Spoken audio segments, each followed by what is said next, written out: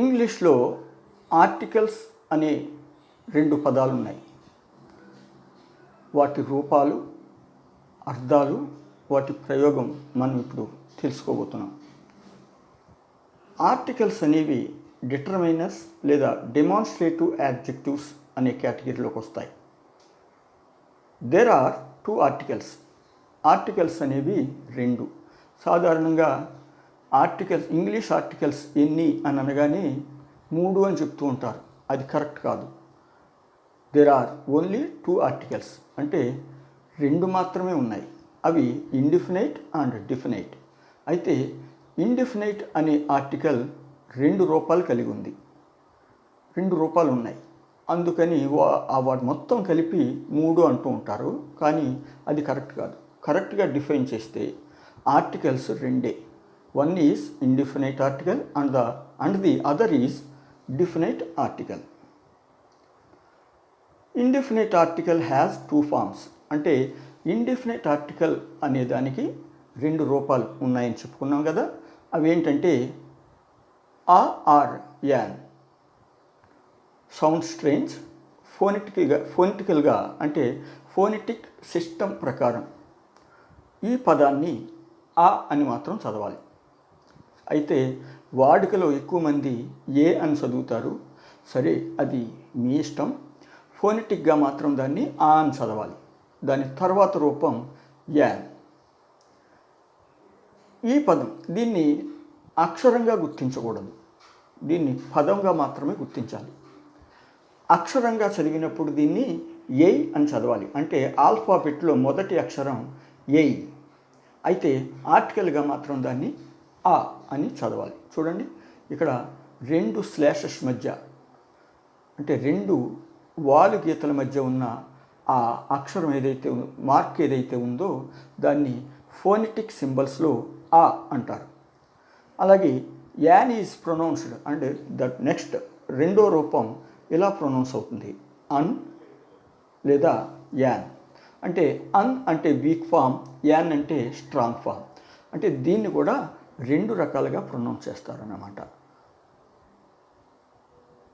An, an. Next, the is definite article. అంటే a or an is indefinite article, the is definite article. Indefinite article అని ఎందుకంటాం అని అంటే,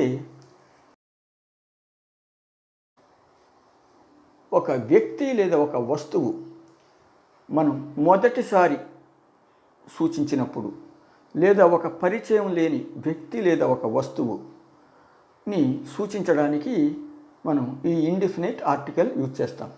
ఎందుకు మనం ఇండిఫినైట్ ఆర్టికల్ యూజ్ చేస్తాము అని అంటే, ఆ వ్యక్తి లేదా వస్తువు నాట్ డిఫైన్డ్, క్లియర్గా అర్థం అంటే ఎవరికి తెలియనిది లేదా మొదటిసారి మనం తెలుసుకుంటున్నది అయి ఉంటుంది. కాబట్టి అది ఇండిఫినైట్ అవుతుంది. అయితే on the other hand definite article దేనికి యూజ్ చేస్తాము అని అంటే, ఒక వ్యక్తి లేదా ఒక వస్తువు మనం క్లియర్ కట్గా తెలుస్తుంది, అది ప్రస్ఫుటంగా మనకు కనిపించడం, లేదా మనకు తెలిసి ఉండడం, ఆల్రెడీ లేదా పరిచయం ఉండడం, లేదా అలాంటి వస్తువు ఈ ప్రపంచంలో ఒకే ఒక్కటిగా ఉండడం అనే వాటి మీద ఆధారపడి ఉంటుంది.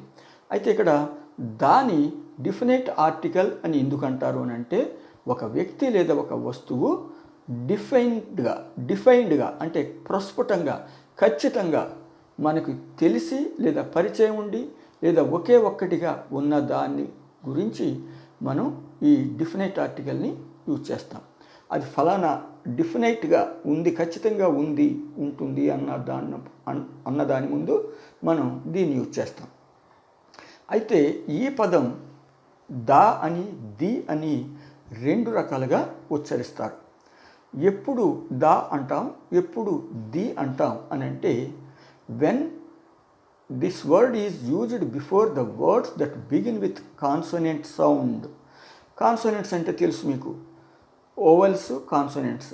ఓవెల్స్ అంటే అచ్చులని, కాన్సోనెంట్స్ అంటే హల్లులు అని మనం తెలుగులో అంటూ ఉంటాం. అంటే ఆ నుంచి అవ్ వరకు ఇంగ్లీష్లో వాటిని అచ్చుల్ని ఓవెల్స్ అని, హల్లుల్ని కాన్సోనెంట్స్ అని అంటారు. అయితే ఇక్కడ ఆర్టికల్స్ యూజ్ చేసే విషయంలో ఇవి మనం క్లియర్గా తెలుసుకుని ఉండాలి. ద అని ఎప్పుడు ప్రొనౌన్స్ చేస్తామంటే, ఈ ఆర్టికల్ డిఫినైట్ ఆర్టికల్ని ద అని ఎప్పుడు ప్రొనౌన్స్ చేస్తామంటే, ఏదైనా ఒక పదం అంటే నౌన్ లేదా ఒక పద సముదాయం ఫ్రేజ్ ముందు దీన్ని యూజ్ చేసినప్పుడు ఆ మొదటి పదం అక్షరం, ఆ పదం యొక్క మొదటి అక్షరం కాన్సోనెంట్ అంటే హల్లు శబ్దం అయితే ద అని, అచ్చు శబ్దం అయితే ది అని ప్రొనౌన్స్ చేస్తాం. ఫర్ ఎగ్జాంపుల్ చూడండి, ద టైగర్. ఇక్కడ ట అనేది హల్లు కాబట్టి ద టైగర్. ఈ ఫోనెటిక్ ట్రాన్స్క్రిప్షన్ని మీరు చూడొచ్చు. The tiger. The elephant. ఇక్కడ ఎలిఫెంట్ ఏ అనేది అచ్చు ఏ కాబట్టి ఆ పదం ముందు ఈ డిఫినైట్ ఆర్టికల్ని ది అని ఉచ్చరించాలి. సరే, ఇప్పుడు indefinite articles a or an ఎక్కడ యూజ్ చేస్తాం, ఏ సందర్భంలో యూజ్ చేస్తాం అని అంటే, this is used before countable singular or general unspecified nouns or noun phrases. అంటే లెక్కించడానికి వీలైన ఏకవచనాలు, కొన్ని నామవాచకాలు లెక్కించడానికి వీలవుతాయి. For example pen pens, book books, man men. ఇలా సింగులర్ ప్లూరల్ అని ఏమైతే ఉంటాయో అందులో సింగులర్ నౌన్స్ ముందు, పైగా అవి జనరల్ లేదా అన్స్పెసిఫైడ్ నౌన్స్ లేదా నౌన్ ఫ్రేజెస్. నౌన్స్ అంటే సింగిల్ పదాలు, ఒక్కొక్క పదం. ఫ్రేజెస్ అంటే పదాల సముదాయం నౌన్గా ప్రవర్తించేది. ఇక్కడ చూడండి, a is used before the nouns or noun phrases that begin with consonant sound. అంటే హల్లు శబ్దంతో ప్రారంభమైన నౌన్ లేదా నౌన్ ఫ్రేజ్, పదం, నామవాచకం లేదా నామవాచ పద సముదాయం మొదటి అక్షరం నౌన్ కానీ ఫ్రేజ్ కానీ వాటి యొక్క మొదటి అక్షరం ఎలా ప్రొనౌన్స్ అవుతుందో దాన్ని బేస్ చేసుకుని మనం వీటిని యూజ్ చేయాలి. ఫర్ ఎగ్జాంపుల్ చూడండి, a boy, a lazy boy, a young and intelligent boy, a beautifully dressed girl. ఇందులో బాయ్ అనేది ఒక పదం నౌన్, ఆ మిగతావి నౌన్ ఫ్రేజెస్. అయితే వీటి ముందు లేజీ బాయ్, బాయ్కి ఆర్టికల్కి మధ్యలో యాడ్జెక్టివ్. అలాగే మూడవది ఆ యంగ్ అండ్ ఇంటెలిజెంట్ బాయ్, అంటే బాయ్ నౌన్ ముందు సింగులర్, దాని ముందు మనం ఆర్టికల్ యూజ్ చేస్తాం, ఇండిఫినిట్ ఆర్టికల్. మధ్యలో ఉన్న పదాలు యాడ్జెక్టివ్స్, అంటే 2 adjectives joined by conjunction. So ఖచ్చితంగా ఆర్టికల్ తర్వాత నౌన్ ఉంటుంది. అది సింగిల్ వర్డ్ అయితే నౌను, ఎక్కువ పదాలు ఉంటే అది నౌన్ ఫ్రేజు, చివరిగా నౌన్ ఉంటుంది. ఇది గుర్తుపెట్టుకోండి. సింగిల్ వర్డ్ అంటే బాయ్, సింగిల్ వర్డ్, దాని ముందు ఇండిఫినిట్ ఆర్టికల్ ఆ. అలాగే ఆ యంగ్ అండ్ ఇంటెలిజెంట్ బాయ్లో a boy with what kind of boy అంటే యంగ్ అండ్ ఇంటెలిజెంట్ అనేది డిఫైన్ చేస్తుంది దాన్ని. సో క్వాలిఫై చేస్తుంది బాయ్ని. అంటే ఇక్కడ ఖచ్చితంగా ఆ బాయ్, ఆ యంగ్ అండ్ ఇంటెలిజెంట్ బాయ్ అంటే ఇక్కడ ఇది పద సముదాయం ఫ్రేజ్. కాబట్టి ఇలా మనం కౌంటబుల్ సింగులర్ నౌన్స్ ముందు లేదా కౌంటబుల్ సింగులర్ నౌన్ ఫ్రేజెస్ ముందు ఇండిఫినిట్ ఆర్టికల్ యూజ్ చేస్తాం. అయితే యాన్ ఎప్పుడు యూజ్ చేస్తాం అని అంటే, nouns or noun phrases that begin with vowel sound, not the letter, sound. For example an ant, an angry man, an aggressive animal like man. చూడండి. అలాగే ఇప్పుడు the meaning of indefinite article తెలుసుకుందాం. అంటే indefinite article యొక్క అర్థాలు. అంటే ఇంగ్లీష్లో difficulty ఏంటంటే ఒకే పదం అనేక అర్థాలతో ఉంటుంది. అది కాస్త ఇబ్బంది పెట్టే అంశం. దీన్ని కనుక మనం అధిగమించినట్లయితే ఇంగ్లీష్ రియల్లీ లవబుల్. అయితే మనం నేర్చుకునేటప్పుడు ఈ విషయాల్ని క్షుణ్ణంగా నేర్చుకుంటే ఆ కష్టం ఉండదు. పైగా మనకు చాలా ఇంట్రెస్టింగ్గా ఉంటుంది. చూడండి, అర్థాలు తెలుసుకుందాం. ఈ ఇండిఫినిట్ ఆర్టికల్ని ఎన్ని అర్థాల్లో మనం వాడవచ్చు? సాధారణంగా ఇండిఫినిట్ ఆర్టికల్ అంటే ఏఆర్ యాన్ అని, దాని అర్థం ఏంటంటే ఒకటి అని చాలామంది అనుకుంటారు మీరు. కానీ చాలా అర్థాల్లో, సుమారు 10 అర్థాల్లో ఈ ఆర్ యాన్ని యూజ్ చేయడం జరుగుతుంది. మీరు ఒక సెంటెన్స్ని యూజ్ చేసినప్పుడు అది ఏ రూపంలో, ఏ మీనింగ్లో యూజ్ చేశారు అనేది తెలిస్తే మీ మైండ్లో ఇది ఇన్స్టిల్ అవుతుంది. ఎప్పటికీ మీరు మర్చిపోరు. కరెక్ట్ కాంటెక్స్ట్లో, సరైన కాంటెక్స్ట్లో సరైన విధంగా మీరు యూజ్ చేయడం నేర్చుకుంటారు. I have a car. First meaning weak form of one. Meaning one ఏంటంటే ఆర్ యాన్ అనగానే వీక్ ఫామ్ ఆఫ్ వన్. అంటే వీక్ ఫామ్ ఆఫ్ వన్ అంటే మనం సాధారణంగా ఒక పిల్లాడు అంటే అది స్ట్రాంగ్గా అన్నాం మనం, ఒక పిల్లాడు అని. అయితే ఓ పిల్లాడు అని అన్నప్పుడు ఓ అనేది కాని మనం ఉచ్చరించలేదు, అంటే వీక్గా ఉచ్చరించాం, అంటే బలహీనంగా ఉచ్చరించాం. అలాంటప్పుడు ఓ పిల్లాడు, ఓ పుస్తకం, ఓ ఫ్యాన్ అని అన్నప్పుడు అది week form.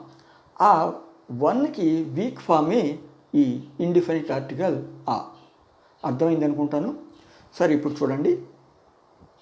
I have a car అంటే నాకు ఒక కారు ఉంది, నేను ఒక కారును కలిగి ఉన్నాను. A in the sense of one. She has 2 children, a boy, a girl. ఒక బాబు, ఒక పాప.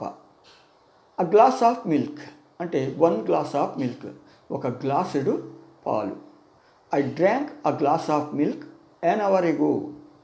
ఇక్కడ పరిశీలించండి. I drank a glass of milk an hour ago. ఇక్కడ చూడండి, ఆ గ్లాస్ ఆఫ్ మిల్క్ అంటే ఒక గ్లాసుడు పాలు. an hour ago. ఇక్కడ మీకు విషయం చెప్పాను, కాన్సోనెంట్స్ ముందు ఆ యూజ్ చేయాలి అని. అయితే ఇక్కడ హెచ్ కాన్సోనెంటే హ అనే శబ్దం. కానీ HOURలో హెచ్ సైలెంట్గా ఉండిపోతుంది. మనం అవర్ అని ప్రొనౌన్స్ చేస్తాం దీన్ని, హవర్ అను. ఈ శబ్దం ఇంపార్టెంట్ ఇక్కడ, అక్షరం కాదు. నేను ఆల్రెడీ మీకు చెప్పాను, ప్రింటెడ్ మ్యాటర్లో కూడా ఉంది, గమనించండి. ఇక్కడ హవర్ అని చదివితే ఆ యూజ్ చేస్తాం. ఫర్ ఎగ్జాంపుల్ హౌస్లో ఆ యూజ్ చేస్తాం. కానీ అవర్ అనే దాంట్లో ఆ అనే అచ్చు యూజ్ చేస్తాం కాబట్టి ఇక్కడ an hour. So I drank a glass of milk an hour ago. అలాగే next one, an honorable person. an honorable person అంటే ఇక్కడ కూడా హెచ్ సైలెంట్గా ఉంది, హ అనే శబ్దం సైలెంట్గా ఉంది. Honourable person, an honorable person. But ఆ హిస్టారికల్ మాన్యుమెంట్ లేదా యాన్ హిస్టారికల్ మాన్యుమెంట్ అంటే హిస్టారికల్ అనేదాన్ని ఒక సెంటెన్స్లో లేదా ఒక ఫ్రేజ్లో మనం 2 విధాలుగా దాన్ని ఉచ్చరిస్తాం. ఎలా అంటే ఆ హిస్టారికల్ లేదా యాన్ హిస్టారికల్, 2 కలిపి చదివేస్తుంటాం ఒకసారి. అలాంటప్పుడు యాన్ హిస్టారికల్, ఆ హిస్టారికల్ లేదా యాన్ హిస్టారికల్ 2 విధాలుగా దీన్ని కన్వీనియన్స్ని బట్టి యూజ్ చేస్తాం. రెండవ అర్థం some. An indefinite person or thing అంటే సమ్ అంటే ఇక్కడ మీనింగ్ కొంత, కొన్ని అని కాదు, ఎవరో లేదా ఏదో, ఎవరో లేదా ఏదో అనే అర్థంలో. ఎన్ ఇండిఫినైట్ పర్సన్ ఆర్ థింగ్, ఏదో వ్యక్తి, ఎవరో వ్యక్తి, ఏదో వస్తువు అనే అర్థంలో. There is a man at the gate. Gate దగ్గర ఎవరో ఒక వ్యక్తి, ఒక మనిషి ఉన్నారు. ఎవరో ఒక మనిషి, ఆ వ్యక్తి ఎవరో మనకు తెలియదు కాబట్టి ఇండిఫినైట్. అందుకని some man, there is some man at the gate means there is a man at the gate. There is a man at the gate means there is some man at the gate. ఎవరో మనకు వైనం లేని తెలియని వ్యక్తి ఉన్నారు. He is a beggar. అతను ఎవరో యాచకుడు, ఓ యాచకుడు అనే అర్థంలో. సరే, మూడవ దానికి వస్తే ఇండిఫినైట్ ఆర్టికల్ మీనింగ్ ఆ ఆర్ యాన్ మీనింగ్ ఎనీ అనే అర్థంలో. ఆ డ్రైవర్ అంటే ఇక్కడ ఎనీ డ్రైవర్ అని పిలువబడే ఏ వ్యక్తి అయినా సరే, డ్రైవర్ అనే ఏ వ్యక్తి అయినా సరే మస్ట్ హ్యావ్ అ లైసెన్స్ అంటే ఓ లైసెన్స్, కైండ్ ఆఫ్ లైసెన్స్ కలిగి ఉండాలి. డ్రైవర్ అనే వ్యక్తి ఓ లైసెన్స్ని కలిగి ఉండాలి. ఓ లైసెన్స్, ఇక్కడ ఒక లైసెన్స్ కలిగి ఉండాలి. అలాగే అ car must be insured. A car అంటే కార్ అనే ఏ వస్తువైనా కార్ అని పిలువబడే వస్తువు ఇన్ష్యూర్ చేయబడాలి, ఖచ్చితంగా ఇన్ష్యూర్ చేయబడాలి. అంటే any car must be insured. 4 in the sense of each అంటే ప్రతి అనే అర్థంలో. Give a boy an apple అంటే ప్రతి పిల్లాడికి ఒక యాపిల్ ఇవ్వండి. ప్రతి పిల్లాడికి ఒక యాపిల్ ఇవ్వండి. ఇక్కడ give a boy an apple అంటే ఈ కాంటెక్స్ట్లో ఆ ప్రతి పిల్లవాడికి ఒక యాపిల్ అంటే ఒక్కొక్క పిల్లాడికి ఒక యాపిల్ ఇవ్వండి. ఇది సందర్భాన్ని బట్టి దీని అర్థం మారుతుంది. మామూలుగా ఆ బాయ్ అంటే ఒక పిల్లాడు, కానీ ఈ సందర్భంలో ప్రతి పిల్లాడు, give a boy an apple అనే అర్థంలో. Next 5 an apple a day keeps the doctor away. ఇది ఒక ఇడియోమేటిక్ ఎక్స్ప్రెషన్ అంటే జాతీయం. ఇక్కడ మొదటి యూసేజ్ ఏంటంటే వన్ అనే సెన్స్లో ఒక యాపిల్. అ డే రోజుకు, per day every day, per day or every day, per or every అంటే అడ్జెక్టివ్, పెర్ అంటే ప్రిపోజిషన్. కానీ ఇక్కడ మనం ఆ రెండు అర్థాల్లో కూడా దీన్ని వాడవచ్చు. అంటే దాని అర్థం ఏంటంటే రోజుకు ఒక యాపిల్ తింటే డాక్టర్ని దూరం పెట్టవచ్చు. అంటే మీరు ఆరోగ్యంగా ఉంటారు యాపిల్ తింటే. యాపిల్ అంటే ఇక్కడ సెన్స్ ఏంటంటే పండు. రోజుకో పండు తింటే మీరు ఆరోగ్యంగా ఉంటారు, డాక్టర్కి దూరంగా ఉండవచ్చు, డాక్టర్ని దూరం పెట్టవచ్చు అని అర్థంలో. అర్థమైంది ఫ్రెండ్స్? నెక్స్ట్ 6 చూడండి, సర్టెన్ లేదా సమ్. ఆ Mr Ram made a call అంటే ఎవరో రామట అంటే అతని పేరు చెప్పాడు, ఆ వ్యక్తి ఎవరో మనకు తెలియదు. కానీ మనం ఈ ఇన్ఫర్మేషన్ పాస్ చేసేటప్పుడు ఎవరో రామట కాల్ చేశారు అని చెప్పడం. అంటే a Mr Ram, certain Ram made a call, one call. Friends, I hope you are able to understand. Next 7th meaning in the sense of same అంటే ఒకే రకం, ఒకేలా అనే అర్థంలో. Birds of a feather flock together. ఇది కూడా ఒక ఇడియోమేటిక్ ఎక్స్ప్రెషన్ అంటే జాతీయం. దీని అర్థం ఏంటంటే ఒకే లక్షణాలు కలిగిన వాళ్ళు లేదా ఒకే రకంగా ప్రవర్తించే వాళ్ళు ఒక చోట చేరతారు అని మనుషులను ఉద్దేశించి అన్యాపదేశంగా చెప్పడం, ఇండైరెక్ట్గా చెప్పడం.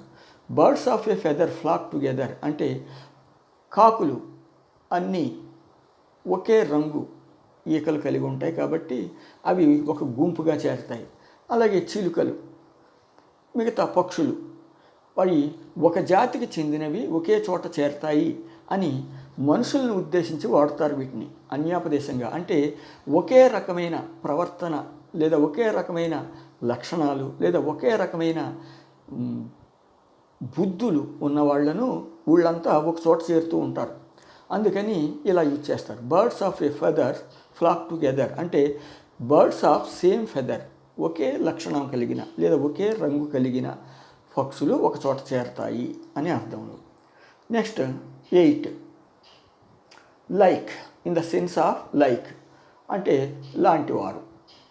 ఇక్కడ హీ ఈజ్ అ హిట్లర్ అని అంటే అతను హిట్లర్ లాంటివాడు. అంటే మనం ఫిగర్ ఆఫ్ స్పీచ్లో సిమిలీ మెటాఫర్ అని 2 ఫిగర్స్ ఆఫ్ స్పీచ్ ఉన్నాయి ఇంగ్లీష్లో, తెలుసు కదా. సిమిలీ లైక్ యూజ్ చేస్తాం, అది మెటాఫర్ అంటే లైక్ లాంటిది యూజ్ చేయకుండా చెప్తాం. అంటే ఇది సిమిలీ మెటాఫర్ లాంటిది అనమాట.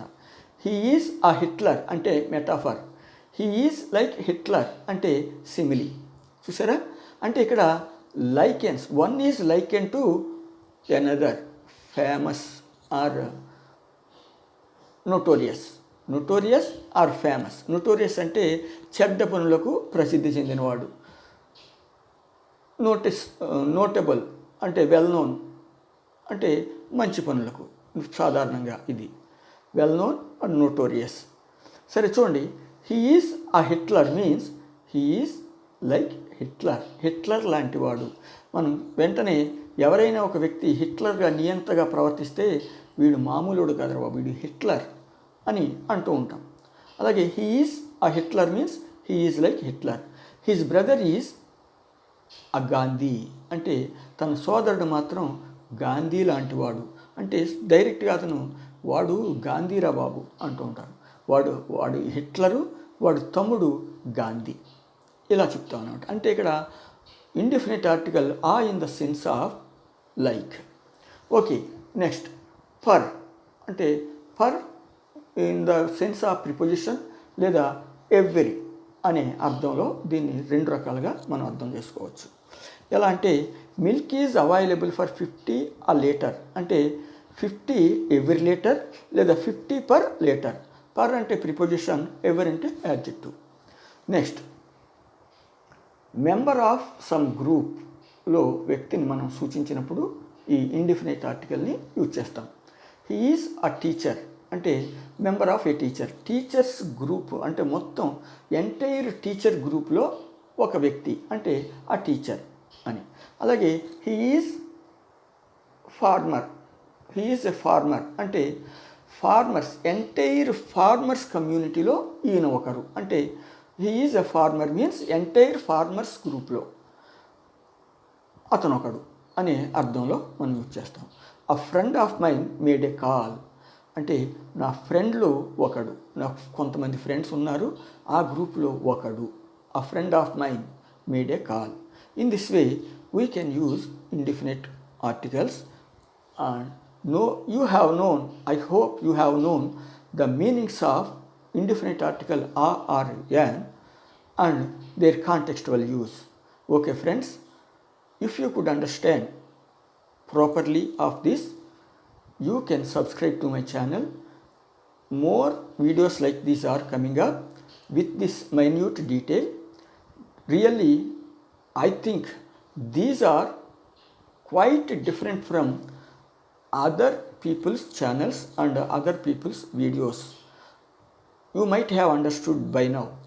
So in the next video, let us go with further details of articles. Thank you.